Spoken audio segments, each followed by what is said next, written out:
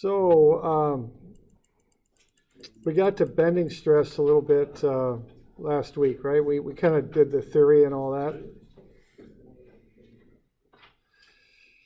So what we found out here was that if we take a beam and we bend it, we get tension on one side of the neutral axis and compression on the other side.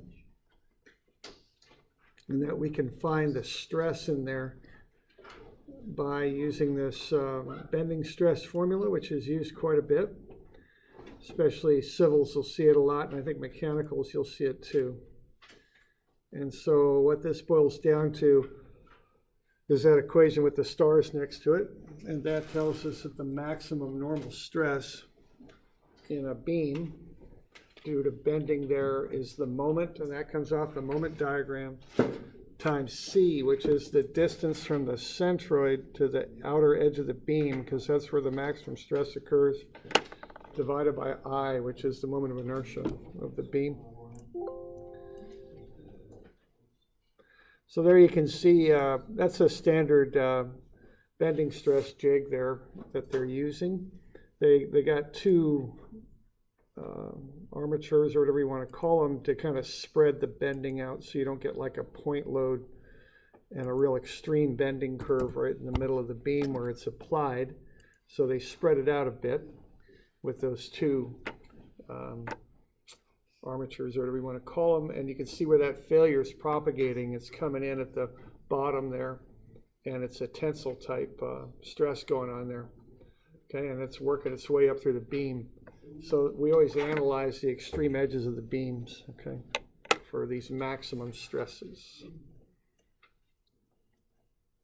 So why don't we have a look at an example here on page 840.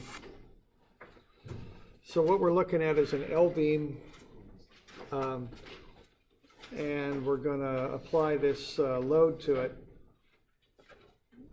And let's see what's going to happen to this thing, how much stress will build up in this thing. I'm just trying to think here. Let's see here.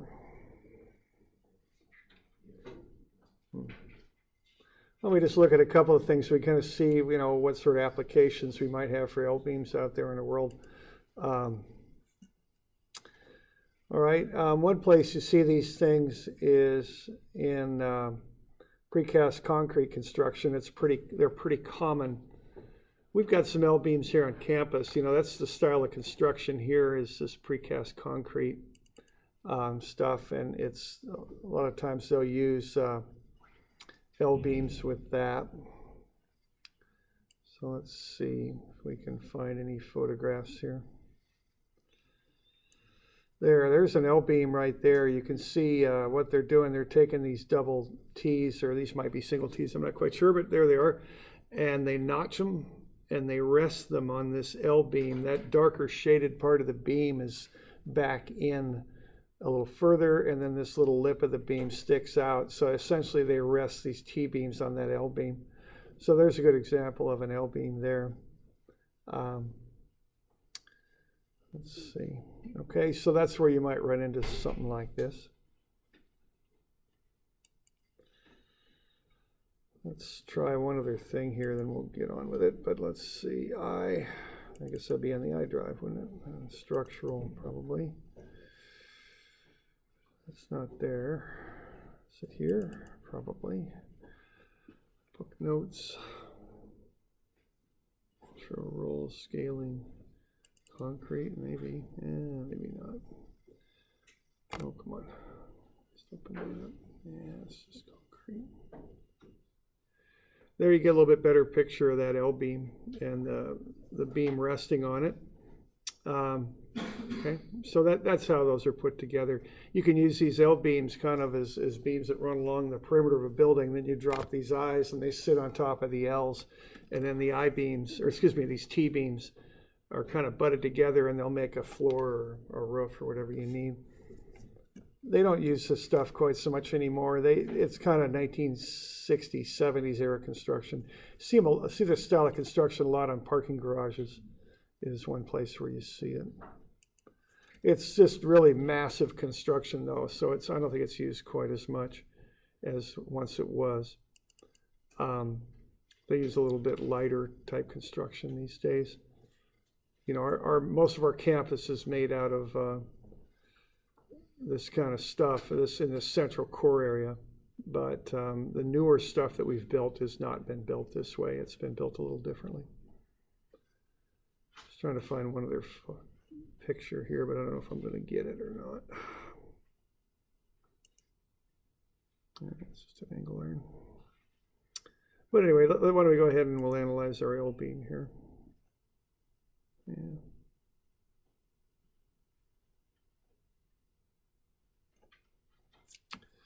Anyway. All right, and I've sketched a picture of what this might look like. So we've got that L beam sitting across two supports up there at the top, and then we've got a load applied 7 feet over from the side. So there's the picture that I've sketched up. I don't think that's on your copy for lack of room, but that's the visual picture of what's going on here. Then the cross section of the beam's right there. All right, so what we want to do, we want to find the maximum tensile stress and compressive stress in this beam. So what we want to do to accomplish that is use this equation MC over I. Okay, so that's our goal here. So the stress is MC over I. So M is the moment. We'll get that off the moment diagram. C is the distance from the centroid to the top or bottom of the beam. And then I is the moment of inertia. All right, so what I've done there, I've sketched in, so we got to find those three things, M, C, I, okay? And then I've got the areas of the different pieces. I broke it up into A and B, so I've got the areas of those pieces. So why don't you fill in those values on the shear and moment diagrams, okay?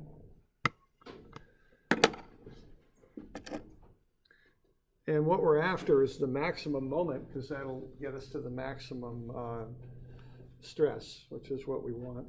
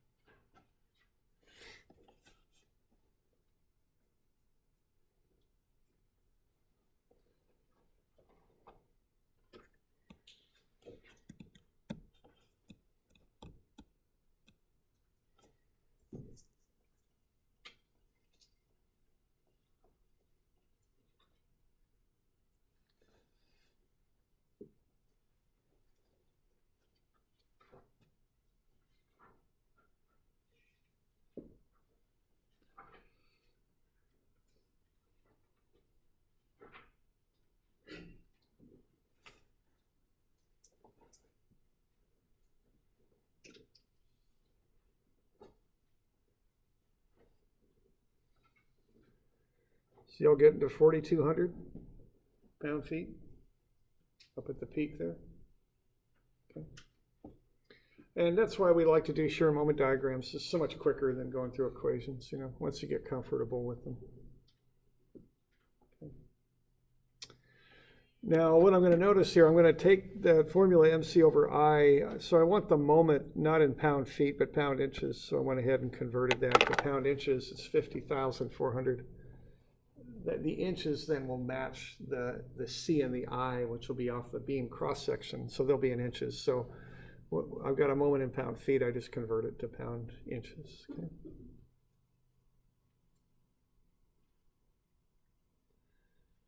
So y'all okay with that? Okay. So that's the first thing off the list. We got M. Okay.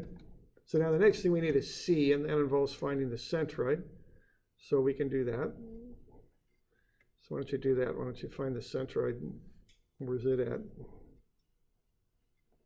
I think I got a little chart there for you to do it on. I'd measure up from the bottom, I think is what I'd do.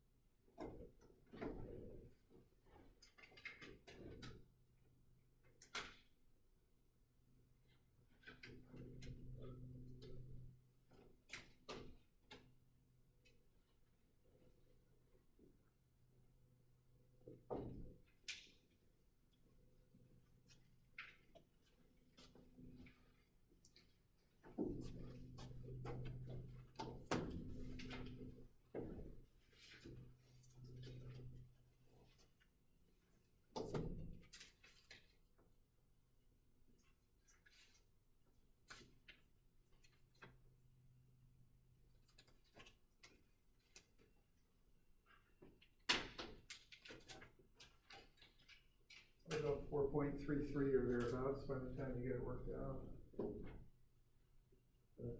Still getting to that. 4 1/3.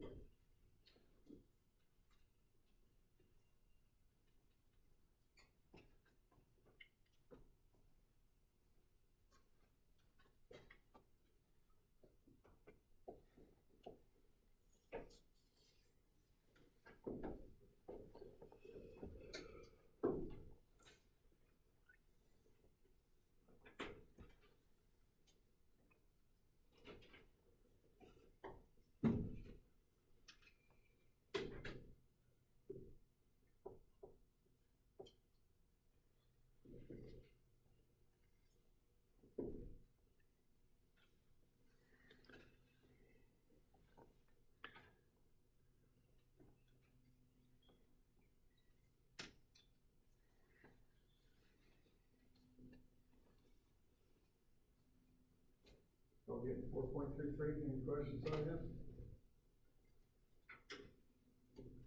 Just measured up from the bottom, got the areas of the different pieces there. So one on the bottom there on the right, B, that's 4 square inches. One on the left, what is it, 20? And find the distance to the centroids, those are in red, so 2/2 gets you 1, and then 10/2 gets you 5. Then you multiply the area times the distance. Get the weighted area, AY bar. Add those up, 104 divided by the total area, 24. 4.33.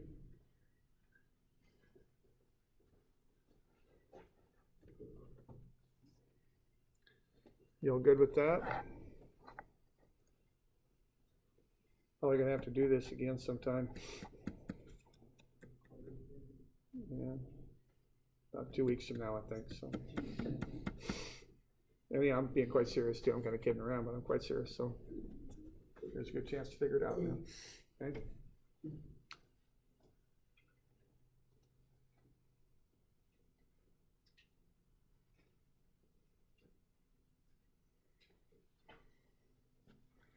Okay, so we got on the centroid. Okay. Now, once you got that, what you want to do is find the moment of inertia about the neutral axis, which goes through the centroid there. So, why don't you go ahead and fill out the next one? So that'd be bh^12 for that IX, and then get the area and get the offset distance.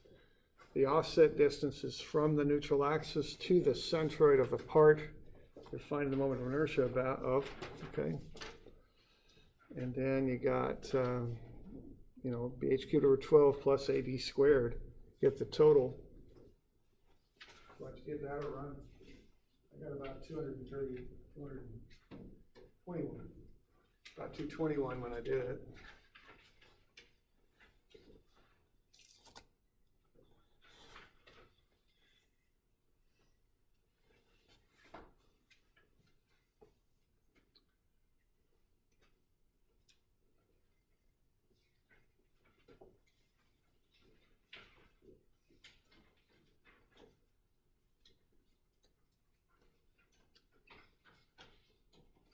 Base times height cubed over 12, and then add in the AD squared term.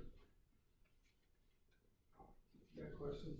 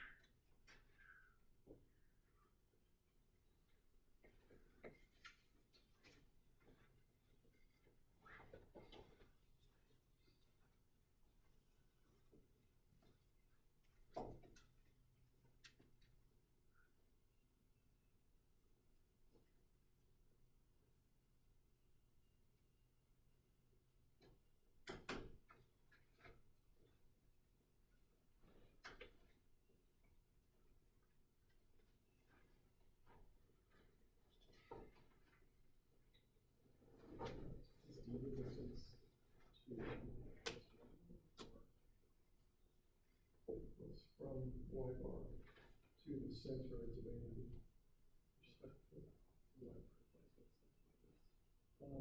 I put it in 4.33, yeah, and you're going to the center.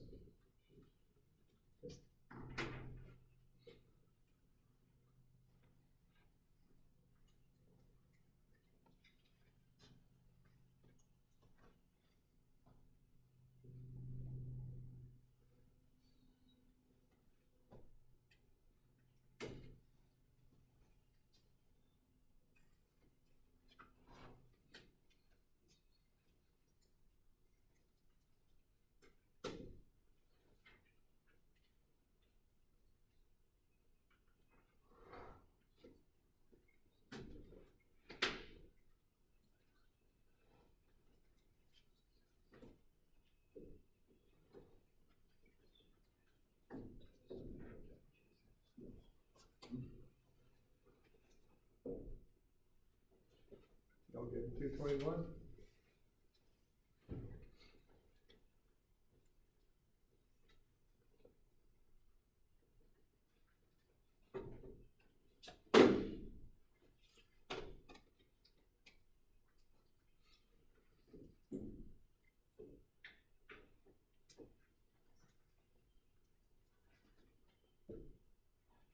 Okay, once you got that, you just take MC over I. I mean, that's about it.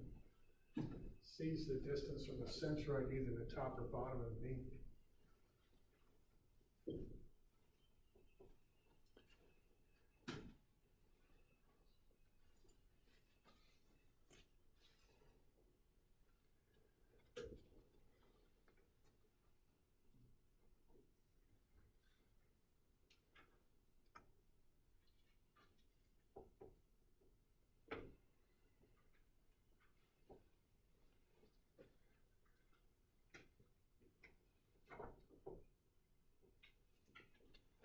Everybody doing all right? What's D? D is the distance from the neutral axis, which is 4.333 to the centroid of the different shapes. Okay, all right. All right, John.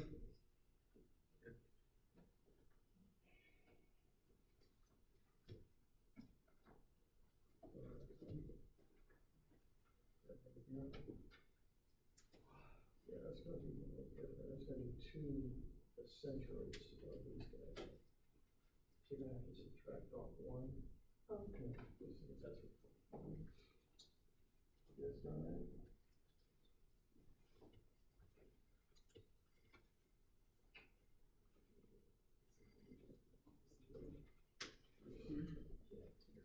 Yeah, C is the distance from the neutral axis to the edge of the beam. There's kind of a C top and a C bottom. Well, you know, one at the top, one at the bottom. They'll be different if the beam is you know, asymmetrical. So it's just a simple distance. That's all right. Yeah. Okay. You guys all right? HQ number 12.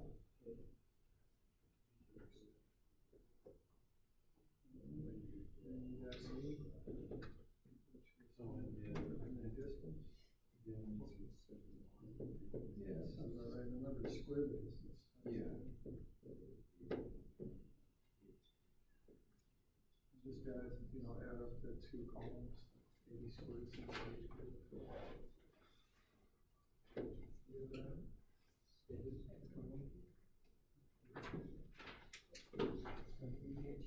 Online, I'm sure it is through YouTube and not through. Yeah, you can subscribe. I wasn't sure if it was some other encrypted things. I can't remember the channel. I was just out of curiosity. Yeah, sure. You know, they're there. Yeah, that's just subscribing. But I can't remember what I called the channel. I'll see if I can find it. What are you doing, right?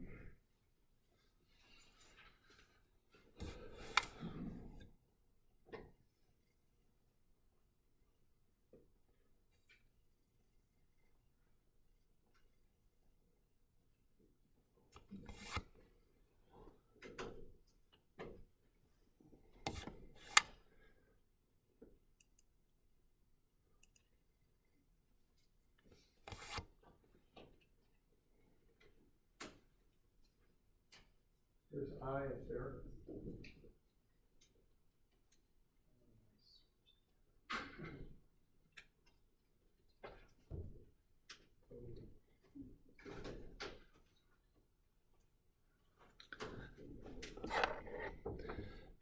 I has funny units, it's inches to the 4.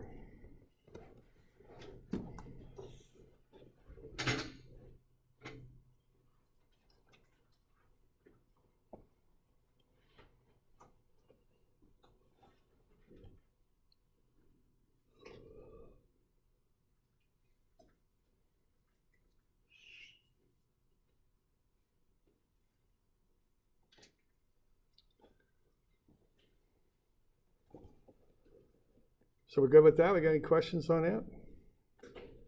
Okay. It's the base times the height cubed over 12, and then add in the AD squared and everything together. Okay.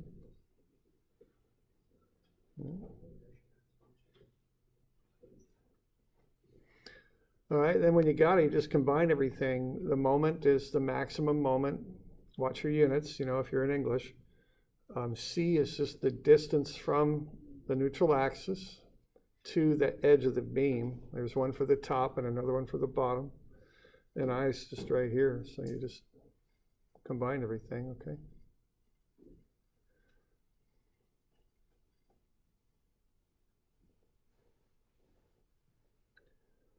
All right, so let's see here. See, there's C top and C to the bottom. You know the centroid, which is where the neutral axis is 4.33. So you just, the distance to the bottom is 4.33. The distance to the top is 10 minus 4.33, okay? See, the deal is that's where the bending is most extreme, on the edges of the beam. Okay, so that's where you're going to have the most stress. So kind of like we saw in that photograph there, you know, once you get stress, if you were to have failure on the edge of the beam, it can propagate all the way through the beam. You know, that can be the start of the thing failing. Okay.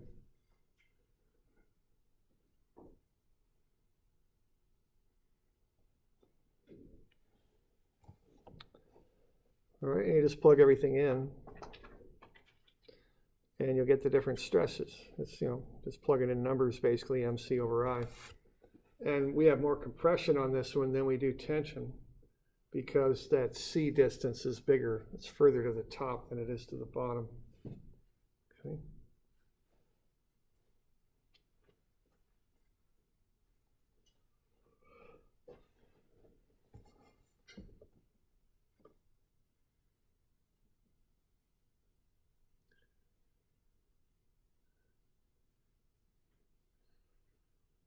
And, you know, just remember to get that M max in poundages.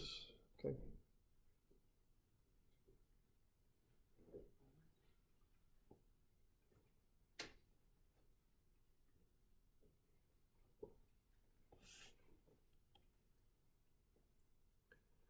So we got any questions on that bit?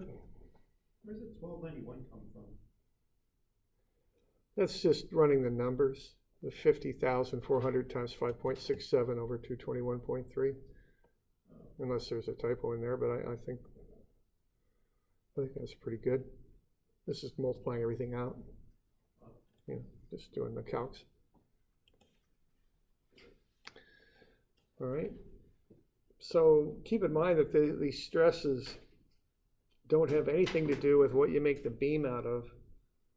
Okay, these are just what the stresses are. So the next step here would be to look at whatever you're making the beam out of and see if it can handle this. Okay, and you know, different materials have different strengths, so you'd compare the strength of your material to these numbers here. Okay.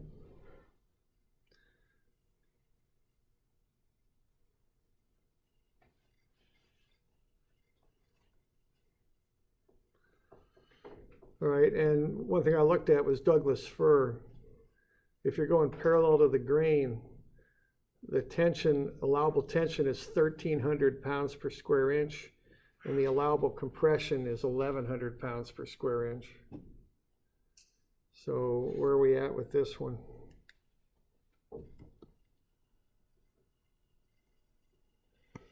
Is that one good? What's that? What is it for Douglas Garden? Yeah, this is the problem here. It's 1,100 here, and it's 1,300 here is what I got out of some handbooks somewhere. So we're in a little trouble on this one, okay? So if you're stuck with that loading, you might have to size that beam up a little bit, you know, to get that under the 1,100 for compression, okay? So, yeah, question? Your greater than or equal signs the right way? No, they're not. Thanks. Yeah, they're going the wrong way. So let's change this. There we go. Thanks. So that's no good here, okay? So here's a problem right there. Okay. That ain't gonna work.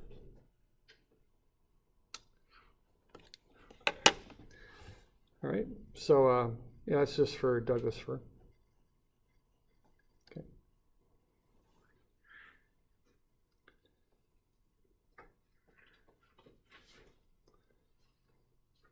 I think they're at least designed a building in Portland, didn't they? That was 10 stories high, made out of wood. I can't remember. They're doing more with wood now, laminating it and doing some things to get more strength out of it. Just heard about that on the radio, but I don't remember the details. But they're trying to improve the characteristics of wood so it can you can make taller buildings out of it. So I thought that was kind of interesting. What's that now? Why build it out of wood? Why?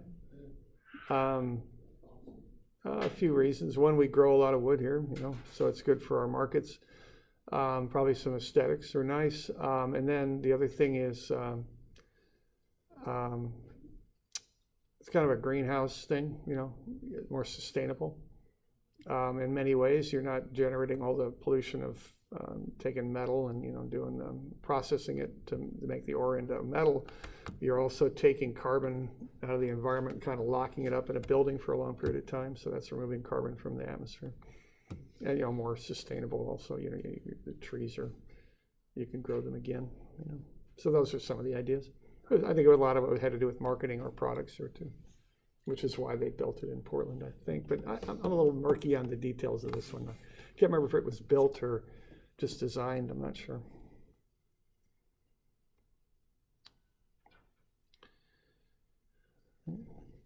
Okay, so that's one of the main things you do when you design a beam is you look at the bending stress. Okay, there's two common things that you look at for a beam that has standard loadings, kind of vertical type loadings or horizontal loadings. First one is this bending stress.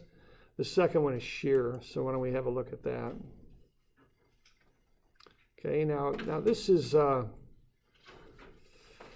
little bit different than what we've been doing with shear here so far. What we've been doing with shear so far is we've just been looking at, okay, let's take a bolt and put it in a bolt shearer and see, how it would handle that. That's all we've really been doing so far. And we did that a while back, So what we did earlier was what I call simple shear. This is a little bit more complicated style of shear that we're going to look at now. So basically we looked at something like this earlier in the term. Just take a bolt, run it between two boards, pull on one of the boards and see if, what the shear strength of the bolt would be.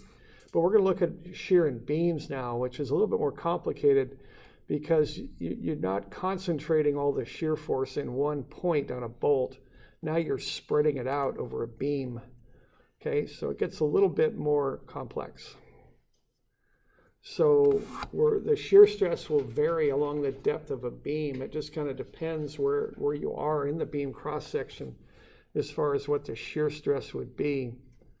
So what we're looking at here is so it's quite a bit different than what you might think. I remember when I first learned about this, I thought, well, okay, we got a beam and we're just going to apply a load to it and we're going to break it vertically. That's kind of what I was thinking. So if you have a beam and you load it, I was thinking, okay, it might just break right there, and one side would just slide down with respect to the other is kind of what I was thinking. But that really isn't the mechanism for this, okay? This is different than what we've learned so far. It's not like a failure like that at all. I guess it could be, but that isn't really the main analysis method, okay? So what we're looking at really is the effects of bending a beam. Again, we'll go back to this telephone book as a model for a beam. See, look at what's happening there. Again, if you look at the bindings on your left there, that's what a beam would do. It would hold its shape when it flexes a bit. Now, over on the right, you've got what the beam essentially wants to do. Each one of those pages wants to slide across the other. So you get a net effect like that, where that bottom pulls in a bit because of the binding, and the top pulls would go too far. Actually, I guess you'd say the top has to be pulled in, so that's why that's in compression, whereas the bottom would stretch out, see, if you're going to hold this shape, which a beam would do, okay? So what you've got are those pages on the free end of the beam on your right. They're sliding across each other, okay? Now that's the key word there for shear, is sliding, okay? They want to slide across each other, but the shape of a beam won't allow that. The chemical bonds that attach the layers of atoms together won't allow that. So what you're going to get is a lateral type of shear that builds up kind of like that across those different planes. It's caused by the bending, okay? So if those planes of atoms were free to do what they wanted to, they'd slide across each other, as you're seeing over on this side, but they're not. They've got to hold their shape. So those chemical bonds have to hold that shape. So the chemical bonds are going to have to pull this thing in and stretch that side out. And in so doing, you get kind of a sliding action that's building up in there, okay? So that's the type of shear we're talking about. Not the simple just break it like you'd break a bolt or something. We're not really talking about that, okay? So we okay with that, what I'm saying there? We got any questions on what I'm talking about there?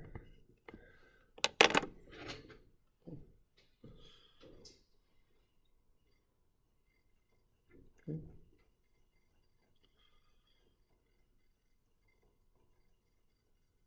So there's a shear failure on a beam that's being loaded, and that's a flexure type shear failure. See what's going on there? See how that jogs right there? Does it again, does it again.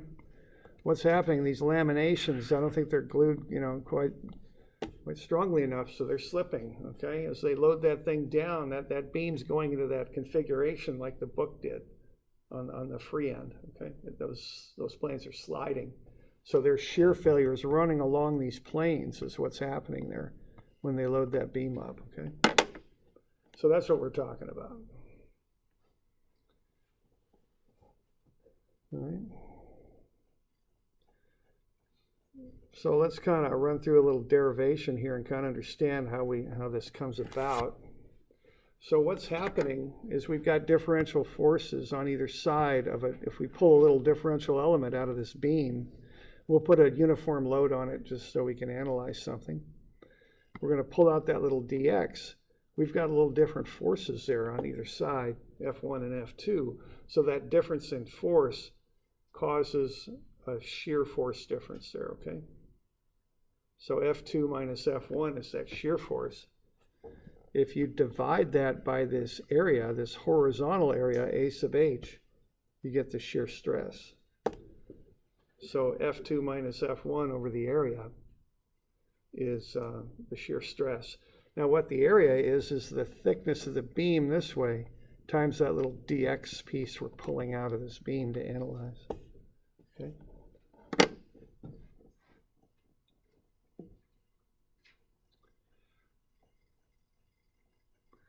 So let's have a look at that and see if we can figure out what that force difference is to find what the shear is.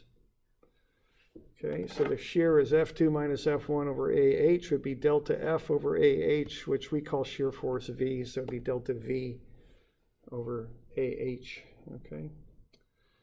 Now what's causing that change in force is the normal stress that's building up on either side of that little differential element.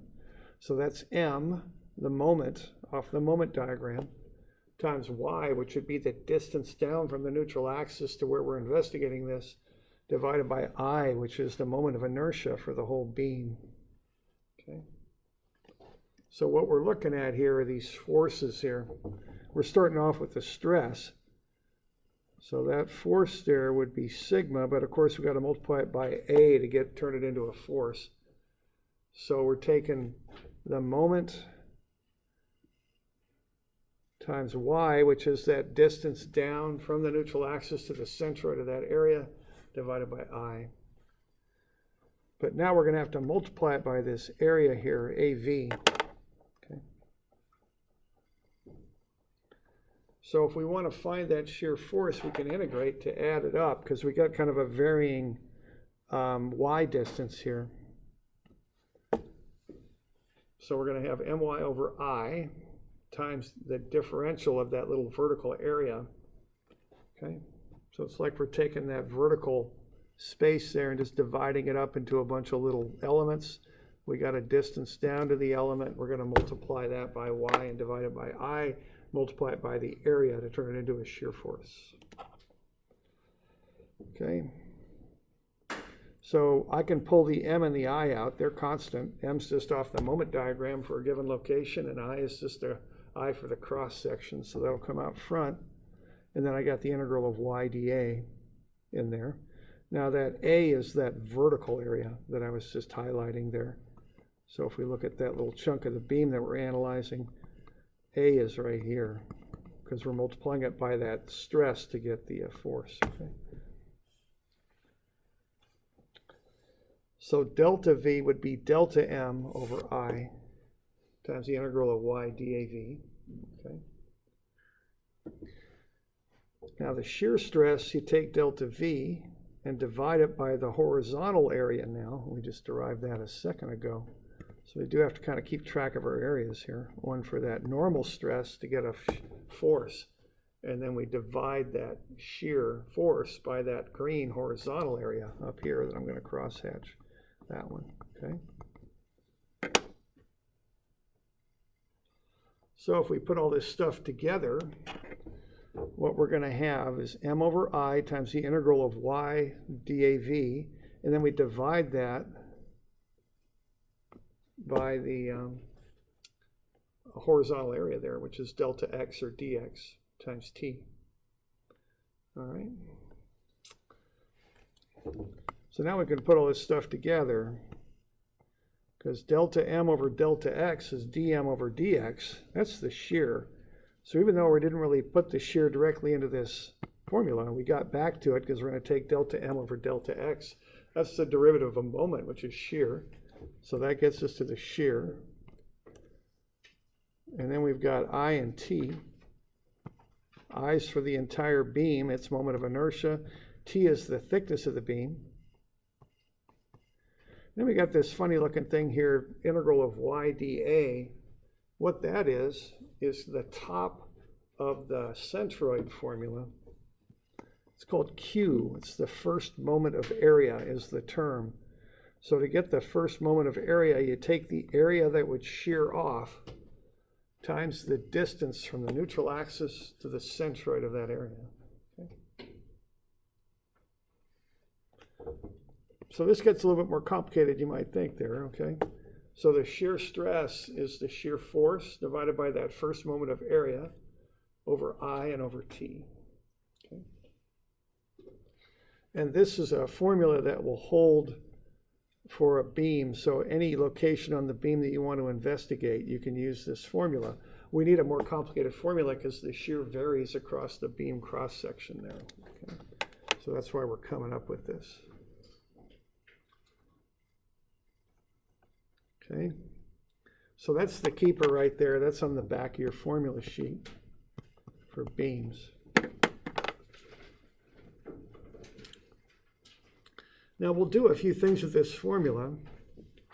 Now a couple of things here I'd mention about it is that what we've just done, we've just derived the lateral shear which is this shear here, but that's like any sort of biaxial element. So the other two shears meet down in the corners, like that and like that, okay? So we get a full biaxial element out of that. If we just had those two red shears on the top and the bottom, that element would start to spin with a moment. You know, that's like a clockwise couple. So the other shears on the vertical planes act counterclockwise with equal magnitude to balance that thing out for equilibrium. Okay. Now the other thing that I'd mention here is that if you go back to those normal stresses we were looking at, on the top, if this thing's in compression, you've got kind of a triangular load going that way. On the bottom, you'd have tension, so we have a triangular load going the other way. That's because as you get further and further from the neutral axis, those forces get larger and larger because the bending gets more extreme. So the maximum shear occurs right in the middle of the beam at the neutral axis, where this differential is the greatest. So on top, in this case, we'd have this large load going to the left, and on the bottom, we'd have a large resultant load going to the right, and the biggest differential happens right at the neutral axis. Whereas the minimum shear occurs at the edges of the beam, the top and the bottom. So this is kind of the opposite of normal stress in how it acts. Okay. We've also got three formulas here for maximum shears. For a rectangular beam, tau max is 3 times the biggest shear off the shear diagram divided by twice the area. So that's 3/2 times the average shear is how I think about it. V over A times 3/2. For a circular beam, it's 4/3 V over A. And for an I-beam, it's kind of funny because the flanges don't do much to help you with shear. So when you're analyzing an I-beam, what you do, you just take out the web, find the area of the web, which would be the thickness of the web times its height, and divide that into the shear force off the shear diagram. You're ignoring the flanges when you look at I-beams.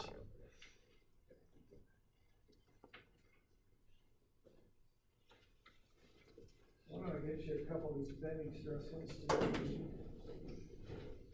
Some of that homework's due today, right? Those shear and bending equations and diagrams.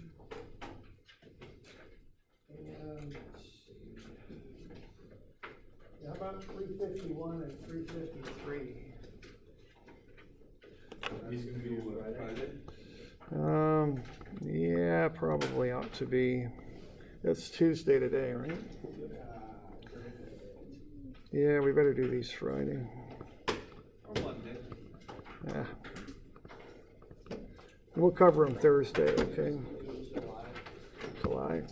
I don't know. Okay, so we good?